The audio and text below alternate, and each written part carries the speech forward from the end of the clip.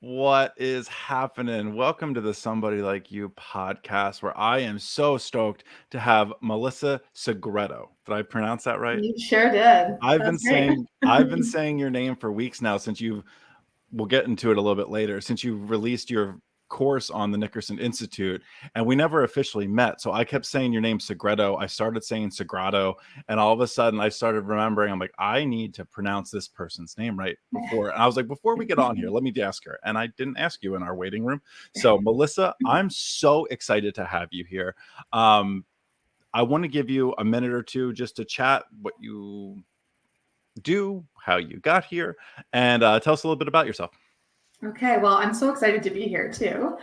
I'm a health coach, and you want me to get right into my story and all about me? A little bit, yeah. Let's just like you said, you're a health coach. I'm looking at your page here. You're an EFT practitioner, emotional freedom technique. You're SRT Yes, practitioner. Tell us yes. a little bit about that. Yeah, so I have a couple different certifications, but the health coaching is what I use primarily. At the end of the day, I help people who are struggling with their physical, with their mental, emotional health and well-being, and I focus on the nervous system to heal those parts of the body. I came to this because of my own journey and health issues, and so it really drove me to. I think when I was going through all the things that I went through, it drove me to wanting to help and support other people, because that process, when you're going through whatever it is that you're going through, can be super lonely, super isolating, and knowing what that feels like, it was super important to me to want to help people and try to help them in the most rapid way I can possibly do that. So I have learned a variety of different modalities, but most of my focus really is around the brain, the nervous system, and helping to rewire the brain to heal the body. I Um, love that. And yeah. I think, most of us that get involved in this kind of field, it starts from a place of our own journey. And then I think it's such a special gift to be able to turn around and be like, now that I've gone through a form of this, I want to be a guiding light to those to understand there is that glimmer of hope. There is a way out. There is progress to be had when all hope is essentially feeling like it's lost. Mm-hmm. So, what was part of your journey that, like you said, you've gone through some stuff personally, like obviously whatever you feel comfortable sharing, like what part of your journey got you to this point of I need to help people? Well, there's a lot to unload here. Okay, so I'm a mom. I've got 3 children. And when I was, after having my third daughter, I had a slew of health issues. The whole pregnancy was a bit of a disaster. And something just didn't feel right in my body. And from that pregnancy, soon after my daughter was born, we found out we had mold in our home. And so that mold led to, well, I'm going to say this and then I'm going to change what I mean by this. But initially, I'll say I blamed the mold and said it was the mold that created my illness. And it was almost like this switch kind of flipped. And suddenly I became super heightened to all chemicals and smells. I would break out into a rash. I was having digestive issues, hormonal issues, thyroid issues, experiencing hair loss. Like, it was everything you could possibly think of that a person would really go through when it came to their health. I kind of experienced it, all of it. And then in doing so, I went through our medical system, which I will say is a wonderful system in many ways. But what I learned was there are many gaps. I think our system is typically built on, like, you have X, this, so we will give you this medication, or this is your diagnosis and you will have. And I did not fit that mold when I went to doctors, to many doctors that I think at some point they probably thought I had lost my mind. And, let me tell you, along the way, I probably felt like I was crazy too. But the reality was I knew that something was wrong and it wasn't right. And it took me, I'm in Canada, it took me going to the States and meeting some doctors who are naturopathic doctors, and MDs. And I met a group of people who all had similar things like I did. They were sensitive to chemicals. And when I mean sensitive, I mean I could not live in my home. I had to actually move out of my house. I moved into my parents' home. It was a lot. It took a toll on my family having a newborn baby for sure was, yeah, it was very, very difficult. And I actually remember at one point I was holding her, rocking her in what would have been my childhood room, thinking like, I'm going to die right now. I'm going to die right now. Like, I don't know that I'm going to make it through till tomorrow, because my body, it was like my body was completely shutting down. And before I went to go see the doctor in the US, I did end up finding out that there was mold in the home. So now we had it's because of the mold maybe that I'm feeling unwell. And so I'm backtracking a bit. So I went to go to the US to see these doctors, and they knew about mold illness and they knew all about it. But when I went there, it was very fear-based, because it was like, you have this gene that doesn't allow you to break down the mold, and your body absorbs the mold and you get really sick.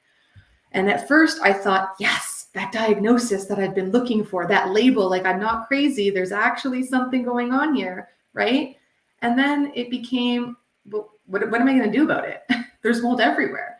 When you actually analyze most houses, when you go outdoors, there is mold everywhere and we cannot avoid it. So are we supposed to live in fear? And then I met this wonderful lady who actually taught me about the brain. And she said, look, everything that you are feeling is very real and very physical, but you can actually use your brain and change your brain to heal the body. And then that sent me back home with this whole new, okay, wait a minute, because now I can take my power back. Now I don't have to live in fear. And that in itself was work. I didn't go from just like, oh, I'm not afraid anymore, because I still wasn't living in my house. But it was very much about, wait a minute, all these different things that I'm having, digestive things, hormonal things, all of this stuff, it's all related. And what happened was, like when I said it was like that switch flipped, that's exactly what happened. It was like all these things led to this tipping point, and suddenly my brain and body were just like, this is too much. And there it went. And so then I started learning about rewiring. I went and saw different people speaking. I read books. I did courses. I went to groups and programs with different people who had similar things. And of course, through this process, I became quite anxious because I couldn't go to, my daughter didn't know what an escalator was until she was 6 years old, because we had never been to a mall. We had never gone anywhere because mom had to stay at home. And that's how bad it was. And then I started doing the work, and I started kind of merging and tweaking different things. And I started to see and notice, it wasn't so much that I noticed that I was feeling better. It was that more time would go by without a symptom. And I would think, oh, wow, 5 minutes just passed by and I was okay. And then I would start to go places and say, wow, I went to the grocery store and I was okay. And so incrementally, I started to heal and get better. And then eventually fully healed myself.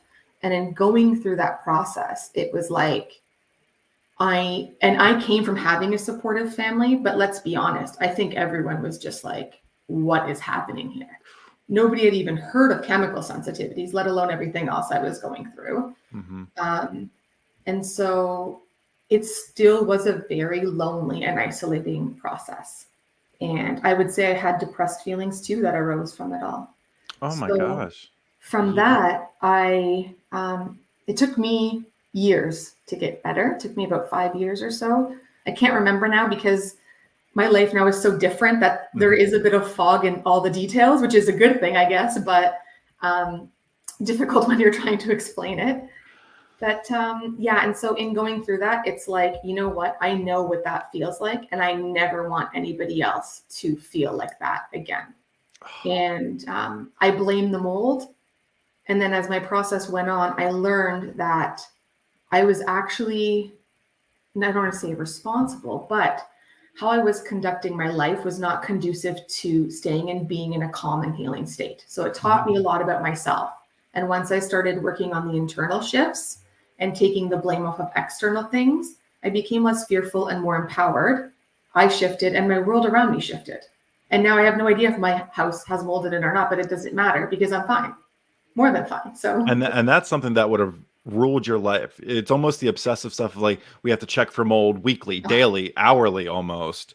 Well, we went through the checks and everything else at the beginning to test the levels we're at, and got air purifiers. And at one point, I was like wearing something around my neck, and all these gadgets that maybe some of them work. I don't know, but if someone could have sold me anything at that point in time, and I would have bought it. Let's Yep. just say that.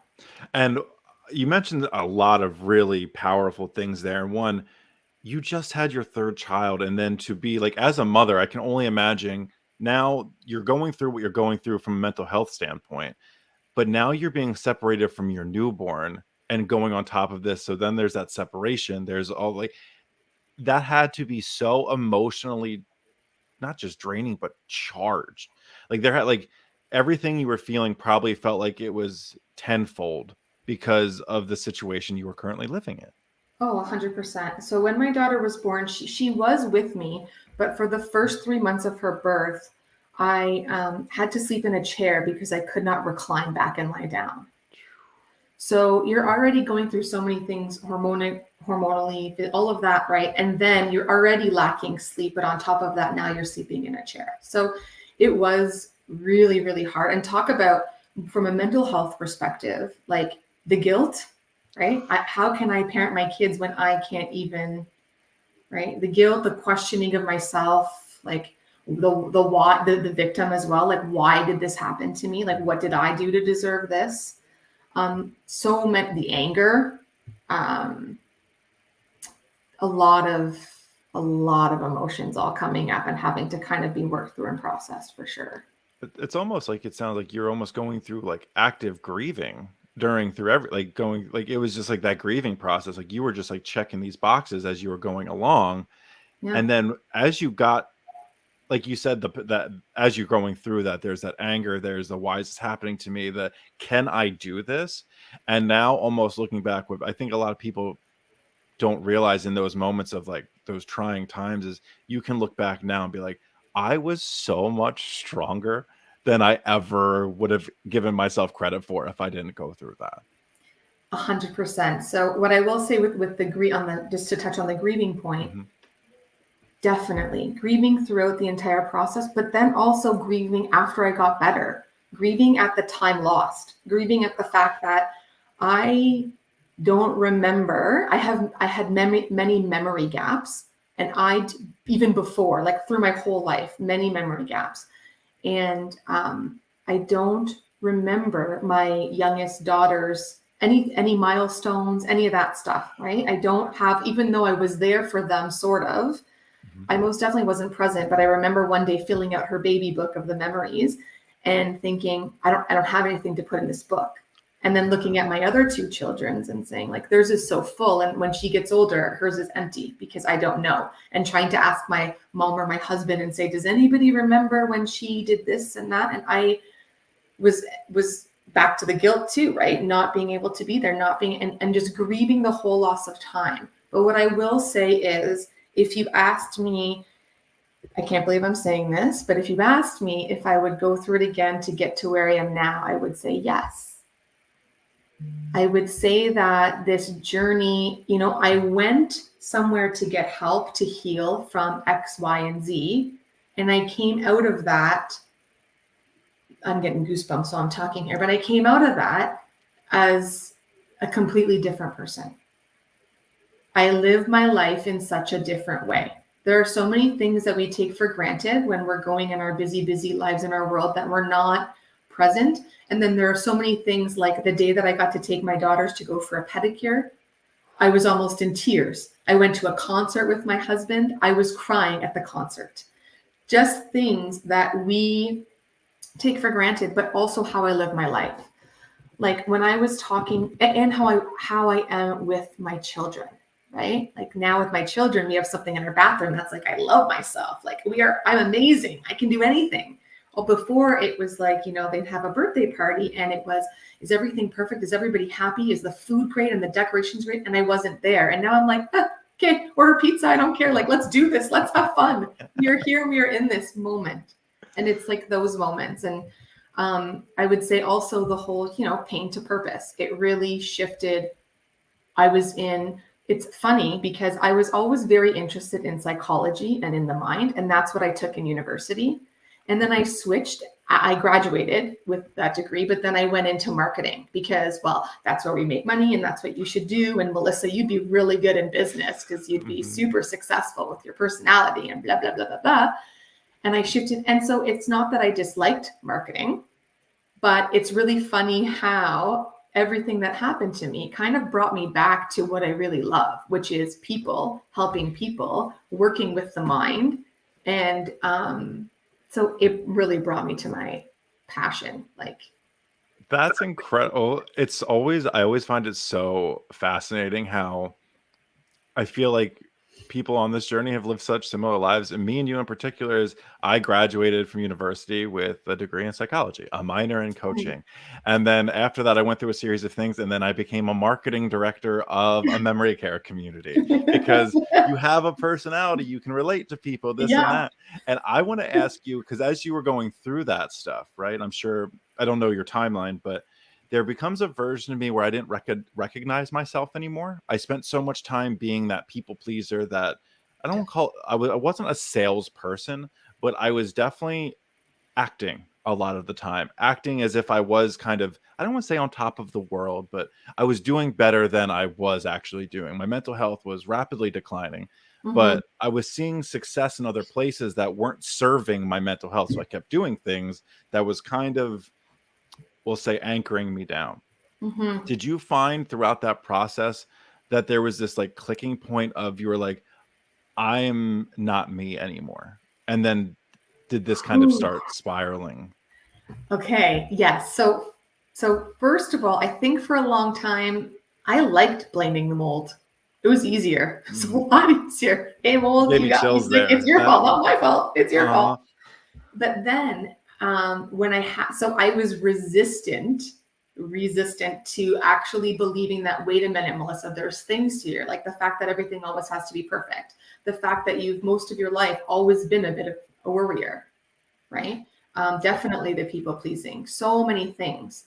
And so, um, yes, like after I went through, I think it happened more for me though after I went through it. So at first I was resistant. I went through all those things. And then after I went through and started to get better, it was like I don't quite fit into my life anymore. Even wow. even and my relationships all shifted. So first of all, there was friendships. I had one friend that stuck by me through the process.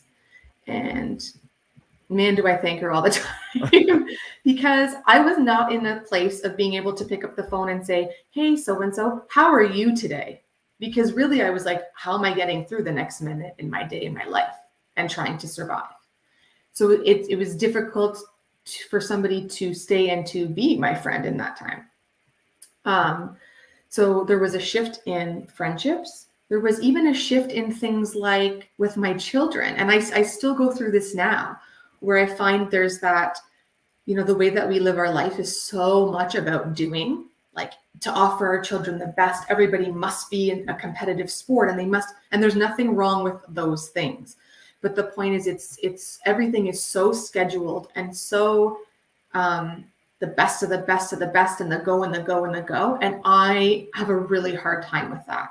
It's like I'm kind of fighting against that now, just to say, what about we just sit and don't do anything? What if we just sit on the couch and watch a movie or go for a walk or go apple picking or do nothing at all? Just play, like just be in our house and be bored. What if we just be bored for a couple minutes? you know? So I find that it was after I went through kind of, because when I was in it, I was so focused on being in it. And it was my full-time job. My work every day was the rewiring, because it was really like, look, I want my life back. And there is a choice, and the choice sucks because doing the work isn't always easy, but there's still a choice. There's a choice to fold and feel like this every single day. And is that what I want to feel like? No. So I think my focus there was really on making the shifts and doing the work. And then once I got through it, it was like, wait a minute, who am I now? And how do I interact with all the people around me? And it was a very weird process. Strange, right? And you said, I want to get my life back. And something I've learned along the way is like what my life looked like then, I'm not getting back because 100%. it's going to look so different, because how could I ever go back to being that person after going through the things I've gone through? Like, Mhm. I just can't have that. I always say, like, we have to like sprinkle a little bit of fuck it into our lives. Like, Yes, and like, so like 100%. I lived with that recipe for a long time, and then I went through some stuff, and then it became like, I remember like what you're talking about. My full-time job was not going crazy. Like, that's what it was. Like, I went through like uh, severe panic disorder isn't really a diagnosis, but my panic disorder was real. Like, it was rolling panic attacks. I would have them day after day after, and like it became a full-time job just to feel like you're surviving. Like, just to Mhm. survive is a full-time job. Yeah. How could you ever go back to being carefree, or what you thought was carefree, after going through 2 years of those kind of things? And so I want to ask you a question. Is, like you said, you put in a lot of work, and obviously, like, I'm sure, like, neural pathways, having like retraining neuroplasticity, like all of these things. Like, what did you like? Where did you start? So for anybody listening that's going through some stuff right now, like, where did you and how did you start your journey of feeling better? Hmm. Okay, so first, I just wanted to go back and say, now, at the beginning of my journey, the goal was like, I want my life back. And now I actually realized, no, I'm creating a new one, because that life before is kind of what led me to where I got to, right? Woo, So yes. now it's like, I don't want that life. It's actually a better one. So you go to reclaim the life that you had, but in fact, in the process, you create the life that you really want and deserve and are worthy of. So it's different. But in terms of where I started, oh, geez. Okay. Um, so the reason why I do what I do is to help people save the steps, because I had no idea what I was doing and I had no support. And I'm like, okay, how can I heal from anxiety and thyroid issues and digestive issues and my hair's falling out in clumps and this and this and this and this and this and chronic fatigue and pain and literally everything? How can I heal from this? What am I going to do? Um, that's where I think my program comes in to help, but also having somebody like with the coaching, I think that's where that helps people. So how I started isn't necessarily how I would recommend others start, but I would say definitely you need a support system. I think I read a lot. I think that reading helped me to, and it took a while to change all of my core beliefs, but reading to help me to understand about neuroplasticity, about the brain, about how, oh, wait a minute, like Joe Dispenza was one of the people that I read early on, very, very early on. Dr. Norman Doidge, I actually went to go see him talk in person. Nice. So hearing these people speaking and talking about how the brain can change, and then seeing videos of people that were in fact healing from things that we would even label as something that you have to have your whole life. For example, an autoimmune, right? We have to live with these things, and it's about management of symptoms. When actually, what I think that keeps us in a box, and I think my purpose here is to bust that box right open for anybody who really thinks that that's how they have to live. Mm. So for myself, it was a lot of reading at first. And it's like I needed some testimonials. I needed to say, like, okay, no, Melissa, remember Joe did this? I'm talking to him like he's my friend, but Dr. Yep. Joe Dispenza, like, he did this. He was told he had to go through back surgery and he couldn't move. And he was, okay, so he did that. And this person did this. And Dr. Norman Doidge showed me so many examples of all these people who could do this. And then it was finding, great, now that I'm reading about this and learning about what it is and that it can work, how do I do it? Give someone tell me how to do it. Show me the And way. how important is it, just like the reading part of it, right? So like you're changing. You used to be presented old problems and you would solve them in ways that you knew how. Well, now, Mhm. like we talk about neuroplasticity. Well, now through all of your readings, you're starting to change the way your brain's working. You're Mhm. starting to now notice things differently than you used to. Like you talk about that box. Mhm. Well, we're all in our own individual boxes. Sometimes it's a societal box, whatever it may be. And what it sounds like you started to do is like you step by step started changing the way you're now intaking the information without even any of the output yet. It's the way you were intaking information, and the way you started that change is like the beginning of it, is what it sounds Mhm. like. Yes, but also when I was reading, there were many times, especially right at the beginning, where I could not retain a darn thing, or I'd have to read something because at that point it was like my system wasn't working. I was dealing with so many. My brain was in this loop of you are not safe, and every single thing around you is a danger to you. It was that fight or flight. It was like a tiger was chasing after me every second of the day. And so even when it came to reading, even that I would have to reread or do small bits. And then in time, I could do more. Um, and then I did go when I started researching about the brain, I started looking up different people and started checking out some of their programs, and I would try different things. And then I would see some things that were really great in one that the other one didn't have, or they had this. And I actually kind of started to merge all these things together, but not all at once. And this is the problem, right? Is that we're coming from go, go, go, be, and our system is so revved up that in fact, when I'm like working with a client, one of the first things that I say to my clients is, you know what I want you to do right now? I want you to just pull back. I actually don't want you to go and read a million things. I don't want you to go and I actually want you to just B. reel it all in just a little bit. When there's things that you don't have to do right now, don't do them. That's the laundry can wait till tomorrow. It's going to be okay. But right now, bring it back in because we need to get that system to just, it doesn't know how to calm. So I think when you're in this process, and where I didn't have guidance was it's like, if I do more, I'm going to get the results faster. And in that state, you're still in this like, let's go, right? As opposed to actually, Melissa, go against everything you think you need to be doing and don't do more, do less. And let's see how that works. And it worked a lot better. It's Definitely worked it a lot better. it's so crazy to think about because like you have this overall feeling of how you want to feel, and usually that's relaxed in the moment. I want to feel calm, I want to feel aligned, I want to feel secure, and I want to feel safe. Mm-hmm. But we often do things complete opposite of those things to feel that way. And Mm-hmm. like that doesn't make sense. Like it's one of those like, Yes. why do I need to be in survival mode all of the time to eventually feel safe, secure, aligned, calm, present? It's like, no, what we need to do is feel those things and recognize actually what those things feel like. Because I don't think a lot of us have this idea of what those things feel like.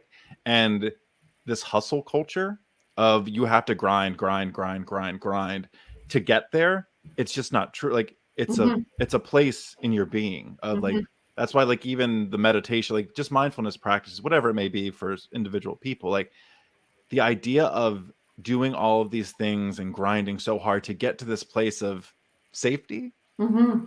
we should really start from that place. And well, I think we have to learn to get to that place first.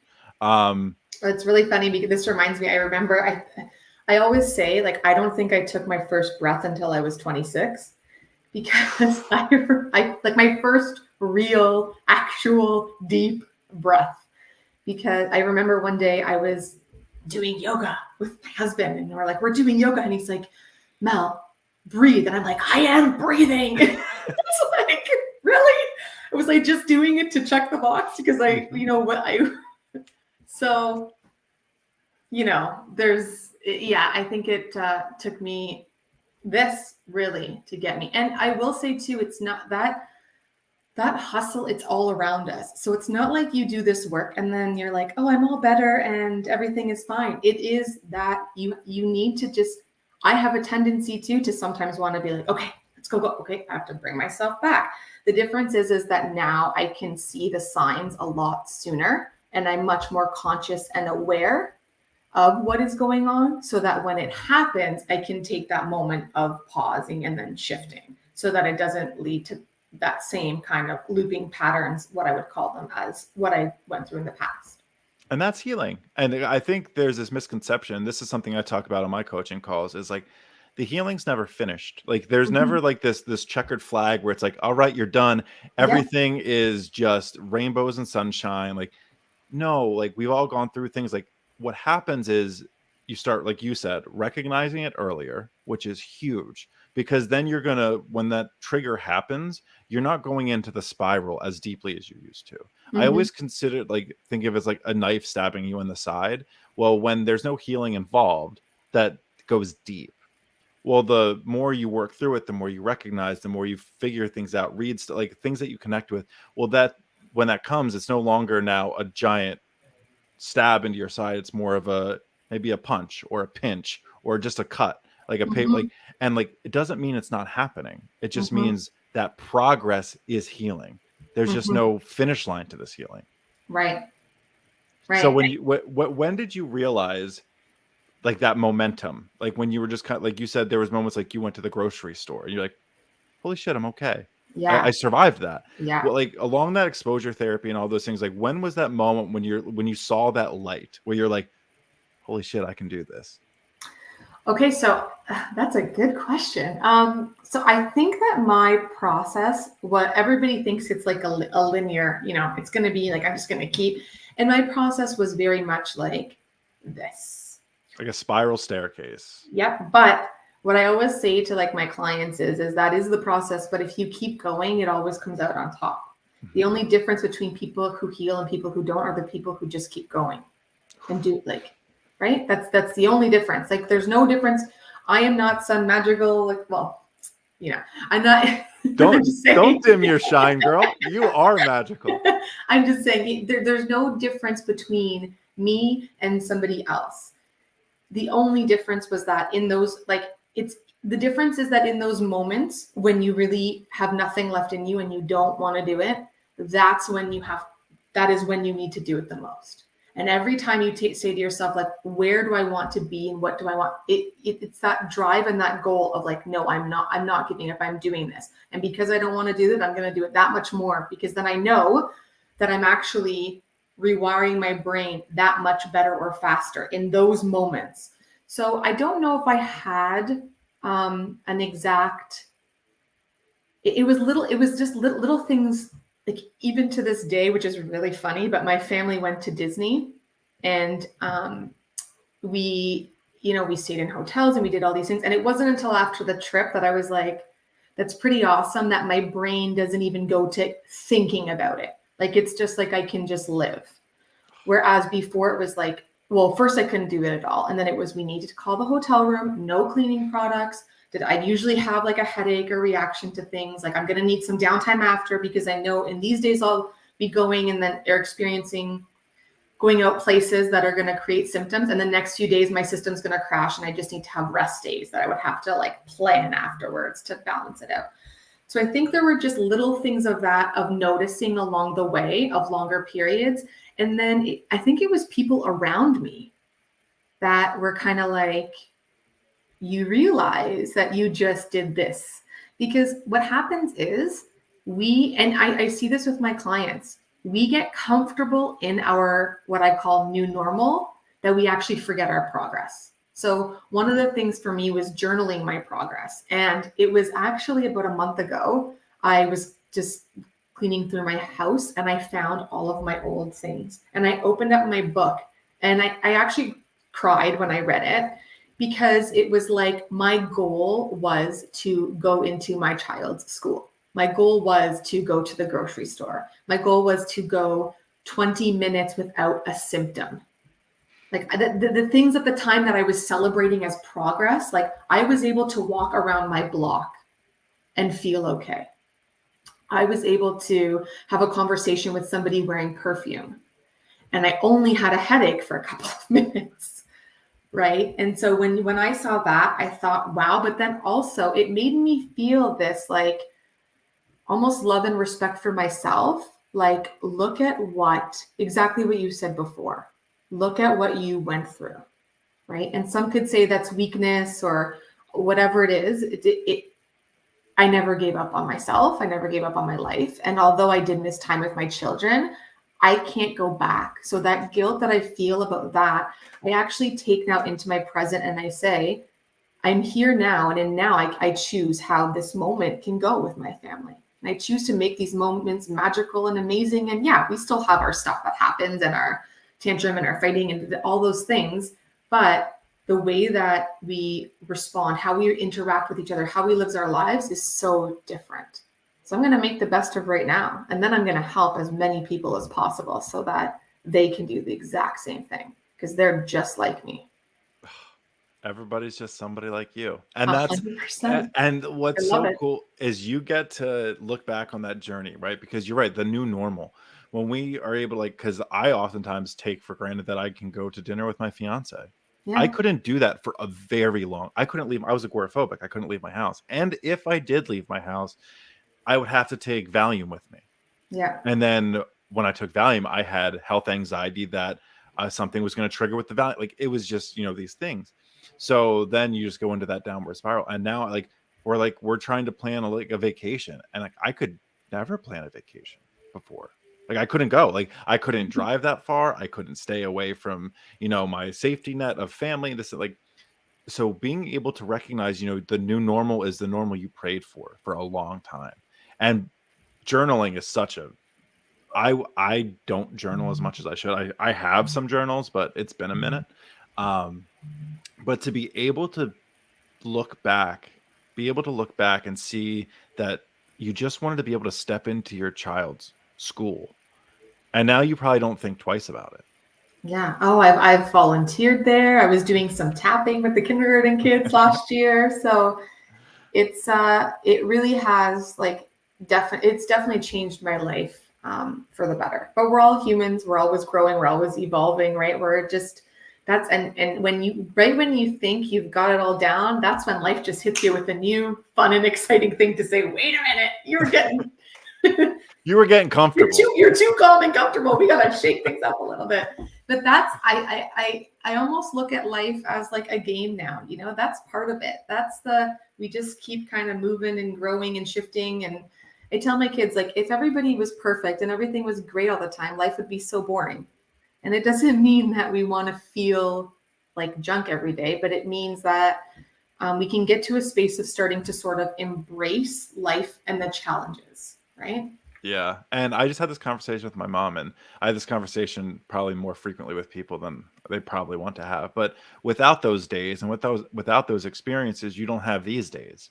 If everything was Yeah. always sunshine, it would be the new normal and you would never understand what it's like for it to rain. So you would never appreciate the sunshine. Mm-hmm. Um, and I think about that, like, even where, like, when you're going through your own business journey and stuff like that, like, it has to be hard at some point because Mm. just when you don't give up and you don't learn the lessons through success. You learn the lessons through the trials, the obstacles, the struggles. You learn how to do the things like we were talking about before, like learning how to create websites, learning how to edit content, do Oh yeah. podcasting, create courses, like all of those things you don't learn unless you have to. Mm-hmm. Um, That's it. And most people are not willing. It's sad in a way, but like I mean, this was me. I would have kept going on the same course. They're not willing really to change until you get to that point of rock bottom where you really have no other choice. But I think about like on the business front, it really is about just being comfortable in the uncomfortable. We got to get used to the uncomfortable. My brother actually, he'll say to himself, like, what am I going to fail at today? Like it's having a totally different perspective because that's how you live. You try new things. And that's where, even from a working perspective, I had to work on a lot of things. As somebody who came from like perfectionism, A type, super organized, it has to be this way, to like being on a podcast, putting myself out there and doing things on social media. And all of it was so out. The helping people part was, I don't want to say the easy part, but the part that comes so naturally to me because my being is just like, I want to help you. And I know I'm just clients that come to me, or people in general, they don't have the knowing because they haven't had the experience, but because I know what is possible for them, that even they don't know what's possible. I have like this fire and excitement and passion in me. I just know. So when they come to me, I'm like, I know you can change your life. I really have this knowing. It just is easier part. The other stuff is super uncomfortable, super uncomfortable. Oh, like you said, the easy part's the helping people. Like I can jump. We were actually talking about like there's people in this world like you can jump on a call with. It was Wendy of the Yeah. Nickerson Institute, who's Yeah. actually listening, by the way. She's in the Oh, is comments, she? and I like we didn't said, know like she is somebody I could talk to for 4 hours, and that. I would never know time existed. And Yeah. like in those things, like when it comes to helping people or connecting with people, super easy. I'm aligned. Like I've never been more sure if that's what I'm here to do. That is my purpose. Yeah. It's how to do that in a way that makes you successful, right? And Hmm. it's just kind of like that's the uncomfortable part because asking people for money to help them is very uncomfortable. It's kind of like, but I just enjoy doing this thing. I just enjoy helping people. I wish I could help everyone for free. I wish people would listen to the podcast and get something from it all the time. But it's one of those things like, okay, now I have to dive into that uncomfortable. What am I going to fail at? What am I going to learn today to Yeah. help me be better at what I'm doing? And I love that because the helping is easy, the rest Yes. is the work. Yes. So I used to think exactly the same way as you. And I had a bit of a shift in perspective when it came to the financial piece, but it's because I still do work with clients. For example, if somebody cannot afford to pay for a service, but they really need help, I want to be there and help them. But I Yep. also see it as an exchange and an investment in themselves. So when somebody does put forward, like, is paying for a service, they are very invested, and that almost lights a fire in them to say like, no, I'm putting my money here because this is what I want for myself. So I've actually seen clients who have not paid for services and ones who have, and the ones who have tend to be the ones that are in it to get better and to really heal themselves. And at the end of the day, the goal is it all comes from that passion and that healing, but the commitment has to come from the person, right? Like on those deepest, darkest days for myself, I was the one that had to literally pick myself up and say, you don't want to do this, but you're doing this. Let's go. We're doing this. Right. That is like that's kind of where I'm at is because I had one of my first coaching clients said to me like, you know what, I have like you're gonna have to drag me to the coaching calls. You're gonna have to get it. And this weird thing came over me and I was just like, no, Mm-hmm. I'm not. I was Mm-hmm. like, I'm going to let you know the most important part of this is you showing up for you. Like what we do during that hour session is going to be magic. We're going to see progress. We're going to do all that. But I'm letting you know here's the secret sauce. Here's the formula. Here's all the ingredients you need. It's Mm-hmm. showing up. Mm-hmm. And when someone forces you to show up, you're not getting those 60 minutes aren't going to be what you want them to be. They're going to be begrudgingly being there. They're going to be like, oh, I don't want to be here. But when you invest with that money, you're like, well, he's getting paid for his time. Mm-hmm. She's getting paid for her time. Like I'm showing up. I'm going to get that exchange back. So like that is so like and like that's the world of marketing, right? That's where I struggled in marketing because I wasn't really fulfilling like I was in the world of memory care, so I did feel I was helping families and helping individuals. So I kind of was able to sugarcoat it that way of being like, but at the end of the day, your bosses are like, these are about sales, these are about move-ins, these are Mm-hmm. about this. So like that was kind of like I felt slimy. I felt like I'm just selling people. Here, I don't feel like I'm selling. I'm helping people and Mm-hmm. that exchange of energy, that exchange of goods where like if someone can't afford like I do talk on the side and be like, what can you afford? Let's like we'll take it Work down to something a out. we'll take it down to a half an hour if you can afford to have anywhere like for you to get started and we'll Mm-hmm. be able to work through this together. But that Mm-hmm. commitment of yourself is always the most important. Like you said, that's what got you there. Like I need to show up for me because when the lights are out, I'm all by myself in a room, like no one's here but me. Mm-hmm. I need to know that I show up for myself. Yes, and there were days when I did not show up. Let me tell you, it's not like every day was so perfect and it was a great day, but it was the difference was like, okay, today I didn't do the things that I needed to do. So sometimes I wanted to beat myself up for it, and then other times it was like, you know what, you are human. The journey of human is not to be perfect. We are steering away from the tendencies to be perfect, but because you did not do it yesterday, we're going to do it today. And Mhm. then we keep going and we build and we build and we build. Right. And even with clients who it's difficult to just show up. We can give them tools to help them, like to give them steps to help them to want to show up. But yeah, it really does. It has to come from within. There has to be that wanting. Yeah, for sure. And that's where, like I say, like, because I just kind of like most coaches do, like I'll offer like a 15-minute like intro call, a get to know each other call, see if we're the Mhm. right fit. And a lot of that call is also like me not trying to sell people on my coaching. It's trying to see like, are you committed to yourself? Because I'm letting people know like upfront, like my job isn't to commit you to yourself. I work with people who are ready, like they're sick of their own shit.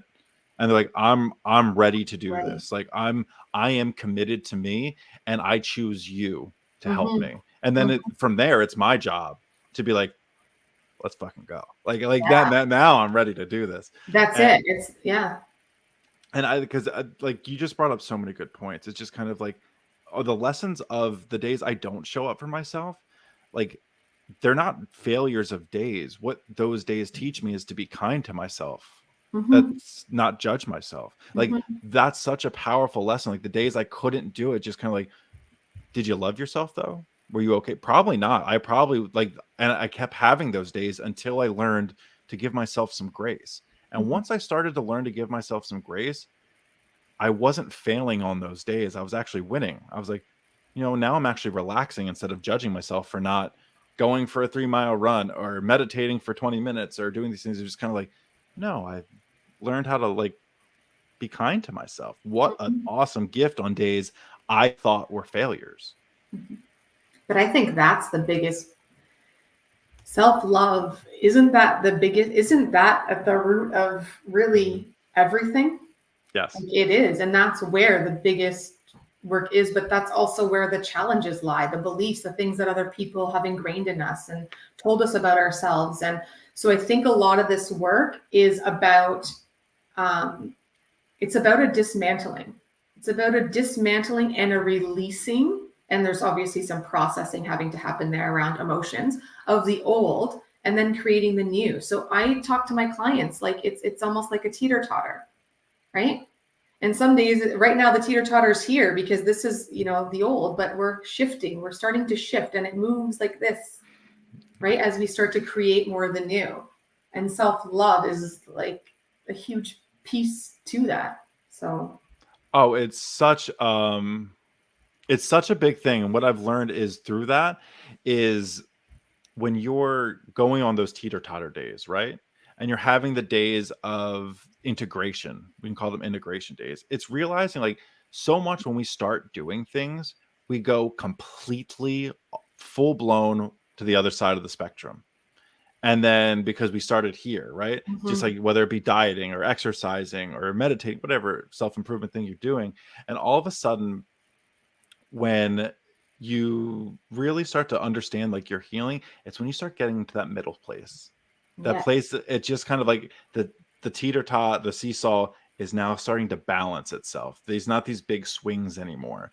It's all of Mhm, a sudden you're starting to realize like, maybe 7 days a week and eating this amount, like this and that, like isn't what it was for me. What it was finding the balance of my lifestyle, a lifestyle that serves me. That's not just for my body and how I look, but all of a sudden, like for me, my working out is my mental health. Like I show up for my mental health, not to have an Olympic body because that don't matter anymore. I'm mhm. 35. That ain't coming. That ain't. I'm not Oh, never say 21. never. Well, that's Don't be not the my goal. boss. That's not my goal. But I've learned that when I was striving for the extreme, I would never get there because I would burn out. That teeter Yes. totter would just be like so heavy in one direction that it was one of those things. So I love that you mentioned the teeter totter, like those integration days and moments and sessions are so important because self love is like you have to learn how to celebrate yourself when you Mhm, feel like there's nothing to celebrate. And mhm. oftentimes, like as a coach, I don't know about you, but like I find myself getting so jacked up, like I like this emotion, like this energy release comes in. I'm just like so many times during a call, I'm just like, I'm so fucking proud of you. I'm like, if no one else is going to tell you, because like maybe I'm the only person you share this stuff with, like you are crushing it. And they're like, but I only did this. It's like, but that's something you didn't do 2 months ago. Like 100%. you're breaking that pattern. And this is all pattern recognition and pattern rewiring. That's what we're doing. Yes. And I think too, like with what you were talking about before, I think it's really looking at what are those choices or changes when we're going to an extreme. What are they rooted in? So I think when we're talking about self-love, for example, I think when we feel like we go 0 to 100 on diet, or I suddenly have to start implementing all these things, it's coming from a place of pressure.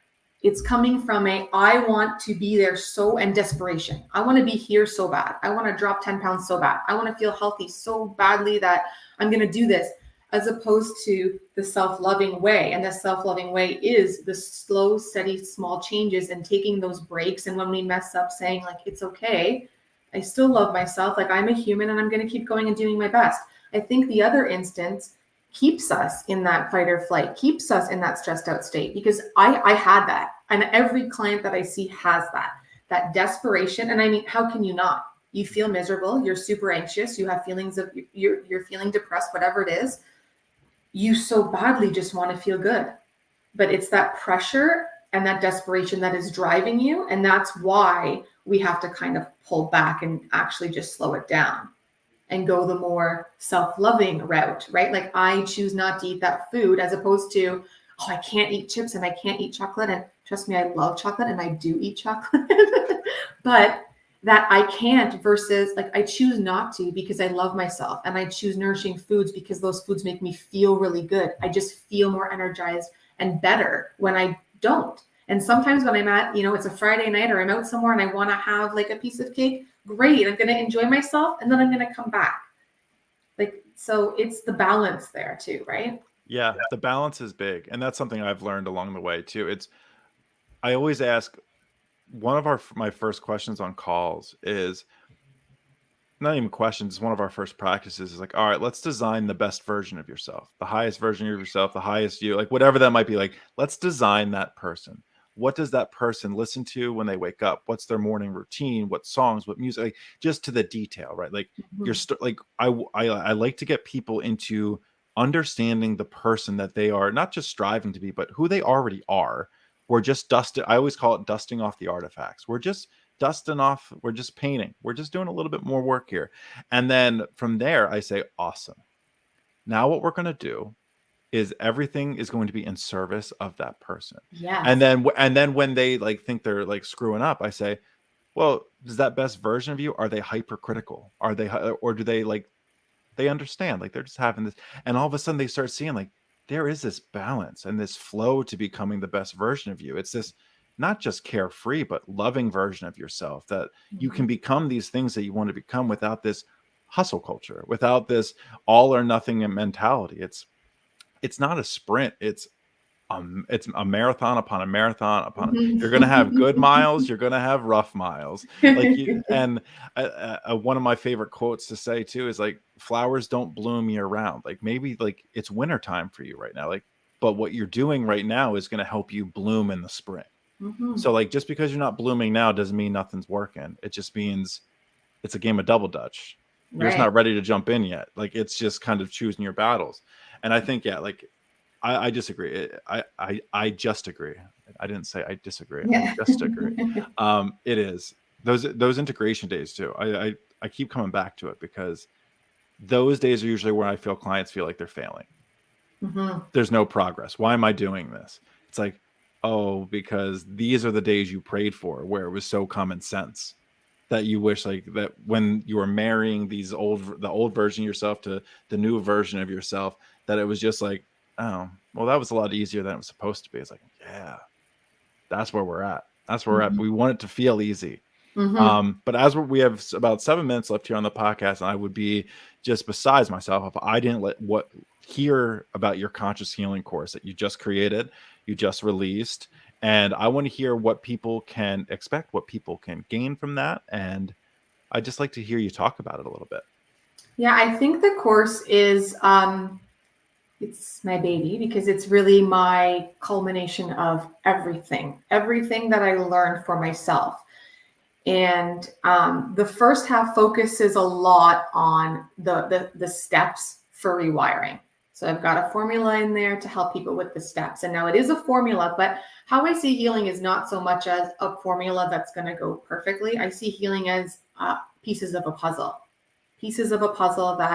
so I'm giving you all of the pieces that I wish I had to help me expedite my process, because again, it took me a long time. And that first half of the course is really around looking at our thoughts, our emotions, our beliefs, starting to be more conscious, more aware of our day-to-day, and taking you through the steps that I took in my rewiring process.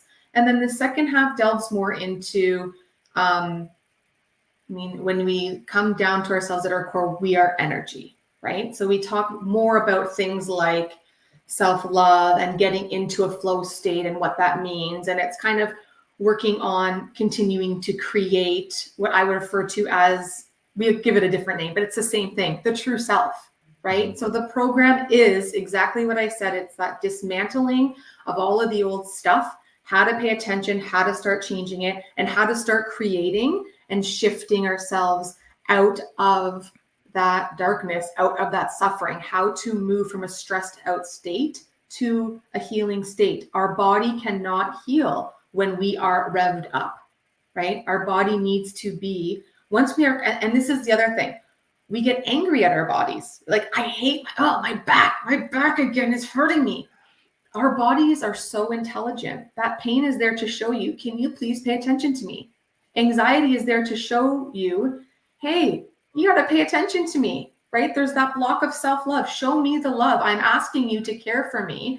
And we fear it. We fear it and we don't want things and we push them aside. And instead, it's having that different approach to say, well, my body's pretty awesome. If I can remove some of this interference, if I can remove the stories and the programming and all of this stuff I'm telling myself, and started to incrementally make some changes to the different aspects of my life, external triggers, how to handle different people, like, oh, this person makes me feel this way. It's looking at that differently. It's looking at stress differently.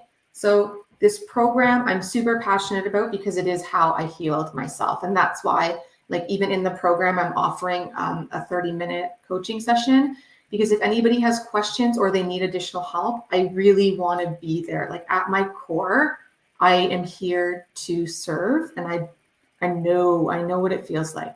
And you do not have to stay there. You don't have to manage symptoms. Like, for everybody who is struggling, you really don't. You can change your life. It may take some time. It may take work. There's going to be rough days, but then there's going to be more good days, and even more and even more. And you don't just heal from a diagnosis. You don't just have your back pain disappear. You change your life and you change who you are, and you actually step into your truth and you start to live that way. So that's what the program is. It's all my learnings in one, and it is the process that I use to heal myself and change my life. That's so powerful. And I think what I took from that, the most important thing is you just don't heal from a diagnosis, you change your life. Yeah. That's because I think a lot of us get caught in that idea of, all right, well, now I'm going to fix this. Well, now I'm going to fix this. Well, now I'm going to fix this. And what I've learned along my way, and I'm assuming this is really what your course like teaches, is like, no, we're going to teach a life, not just a lifestyle, but a way that you are going to change your own life through the steps that you've gone through in your life, that is going to start knocking out a lot of things all at once, because a lot of things are rooted from the same things. 100%. And I think that is, I always use like a radio station analogy, is you're operating on a frequency, right? Everything in this world is energy, frequency, and vibrations. And what, like, you're operating on a frequency of dissonance. Like, you might have good days, there might be good songs that come on the radio, but majority of the times it's just a place of dissonance. What you want to do is change your frequency, right? You want to be vibrating at a 100%. different frequency. 100%. And when you do that, what your course sounds like it's doing is it's helping you change your frequency to a healing frequency and a frequency of harmony and alignment and stuff like that. And all in the right timing, because at the beginning it is about making those shifts to get us out of the hole that we're in, for lack of a better word, right? It is about working that rewiring process, but then also shifting who we are on our day-to-day, how we live our life, to not recreate the same stressors that originally got us to where we are, right? And usually that's a combination of things. Like, for myself, that perfect storm, it wasn't one thing. It was, I was super stressed out. I was working a lot. I had been pregnant and had a newborn child. My mom was diagnosed with breast cancer. I lived in a house with mold, did all these things built. And then what happened? My bathtub was just overflowing. And that tipping point, the mold, was I blame the mold, but the mold was the tipping point. The reality was there was a lot of stress. There were some traumas and things there, and all of those things built up. And at some point, it became too much. And my body and mind were saying, "Hey, we gotta pull you back in here." And it was my body was screaming, "Take care of me, show me love. There's a better way. There's a better way." Melissa, I'm so grateful for your story, for our connection. And I can't believe this was our first time actually like I know. chatting. Like I said, after the first 3 minutes, it's gonna be like we're just actually like shooting the shit and having a good time. I'm so grateful for you. And I mean, obviously, I hope to have you back on because I was Oh, just I yeah. I love got to some have new stuff coming. I'd love to come talk to you about it. yes. You feel the When you nervousness? have that, for anyone listening, when Melissa has new stuff coming out, I would love to have her back on. Yeah. I'm gonna tell everybody that. And I want to give you the last minute or so here just to let people know where they can find you. If they are interested in the course, if they are looking to reach out to you, just that kind of stuff, where they can find you. And Yeah. that's So I it. see my Facebook group is listed right there. Evolve Health Coaching and Energy Clearing. You can find me there. Under my name, Melissa Segreto. I am on LinkedIn as well. I have my email, evolvewithmelissa@gmail.com, if you wanted to just get in touch with me there. And my course is offered at the Nickerson Institute.